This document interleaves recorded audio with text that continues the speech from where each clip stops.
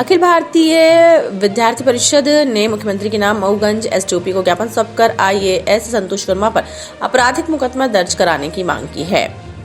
26 नवंबर को सायंकाल 5 बजे ज्ञापन सौंपते हुए परिषद ने आरोप लगाया कि संतोष वर्मा ने अजाक्स की बैठक में प्रांत अध्यक्ष चुने जाने के बाद ब्राह्मण समाज की बहन बेटियों को लेकर कथित रूप से निंदनीय टिप्पणी की, जिससे समाज में आक्रोश व्याप्त है। परिषद का कहना है कि ऐसे बयान सामाजिक सौहार्द को ठेस पहुंचाते हैं और विभिन्न वर्गों के बीच तनाव को बढ़ावा देते हैं।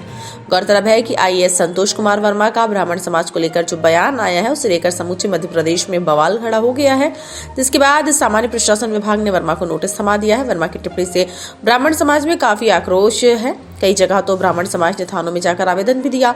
सामान्य प्रशासन विभाग ने अपने पत्र में साफ तौर पर माना है कि उच्च पद पर रहने के बाद वर्मा ने इस तरह का बयान दिया जो स्वेच्छाचारित और गंभीर है। ब्राह्मण का अपमान करेगा उसको जूता चार मिलेगा, ब्राह्मण का उसको जूता चार मिलेगा, ब्राह्मण का अपमान करेगा उसको जूता चार मिलेगा। गली गली में चर्चा है, गली गली में चर्चा है, गली गली में चर्चा है, ब्राह्मण का अपमान करेगा ब्राह्मण का। आज आपके द्वारा ज्ञापन दिया गया किन मुद्दों को लेकर? विगत दिनों सोशल मीडिया पे एक आईएएस हैं, प्रमोटी आईएएस संतोष वर्मा, उनका एक बयान देखने को मिलता है कि जब तक उनके पुत्र को कोई ब्राह्मण अपनी बेटी दान नहीं करता तब तक इस देश में आरक्षण लागू होना चाहिए।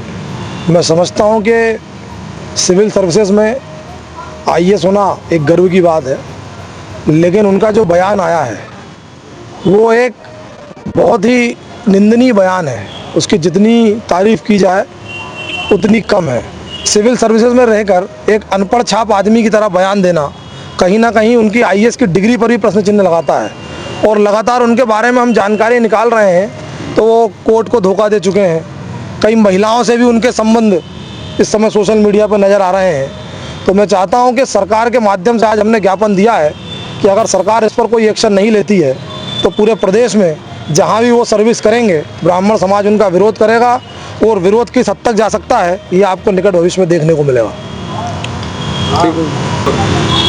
प्रमुख मांगे क्या कह रहे हैं? प्रमुख मांगे हमारी ये हैं कि एक तो उन पर आपराधिक मुकदमा दर्ज हो, जिन धाराओं में इस वक्तव्य के खिलाफ मुकदमा दर्ज हो सकता है वो दर्ज होना चाहिए। दूसरा, इनको बर्खास्त किया जाए और उनको जब तक जांच चले वो बर्खास्त रहें।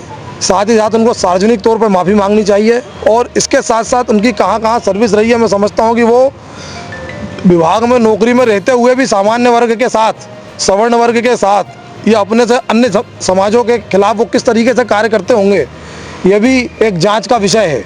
जिस व्यक्ति के मन में इस तरीके का द्वेष भरा हो वो व्यक्ति अपनी कुर्सी से न्याय नहीं कर सकता।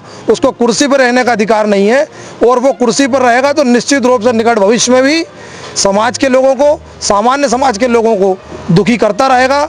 और अभी चूंकि वक्तव्य सामने आ गया है तो चर्चा में कई बार कई मामले दबे रह जाते हैं, तो बंद कमरे के अंदर वो किस तरीके से लोगों से व्यवहार करता होगा ये निश्चित रूप से जांच का विषय है और सरकार को इस पर गोपनीय रूप से जांच करानी चाहिए और कार्रवाई करनी चाहिए। ज्ञापन के बाद आपको क्या आश्वासन दिया? ज्ञापन के बाद हमको आश्वासन दिया गया है कि हम वरिष्ठ नेतृत्व से, वरिष्ठ अधिकारियों से बात करके जो भी हो सकेगा हम उस पर कार्रवाई करेंगे। और अभी जानकारी ये भी लगी है कि ग्वालियर में मुकदमा दर्ज हुआ है। उसी तर्ज पे हम लोगों की ब्राह्मण समाज पूरे प्रदेश में आपस में चर्चा करके तय कर रहा है कि कहाँ कहाँ मुकदमा दर्ज करा के और आगे क्या क्या कार्रवाई की जा सकती है। इस पर हम लोग लगातार विचार विमर्श कर रहे हैं। मुकदमा दर्ज नहीं हुआ तो अगला कदम क्या?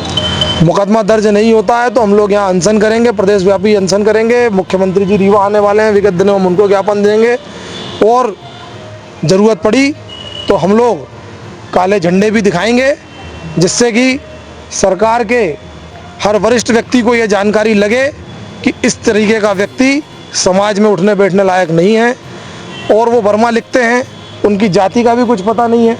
वर्मा तो सभी लोग लिखने लगे हैं आजकल, तो उनके प्रमाण पत्र की भी जांच होना चाहिए।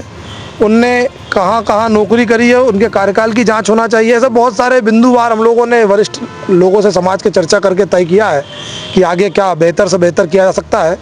और हम लोग हमारे अधिवक्तागणों से चर्चा करके जो भी कानूनी कार्रवाई होगी वो करेंगे। स्मार्ट बनो, सोलर स्मार्ट चुनो। प्रधानमंत्री सूर्य घर योजना 78,000 की सब्सिडी के साथ राजकिरण इंटरप्राइजेस से सोलर अपनाओ, बिजली के बिल की परेशानी से निजात पाओ। राजकिरण इंटरप्राइजेस, हमारा पता है जॉन टॉवर, कॉलेज चौराहा, रीवा।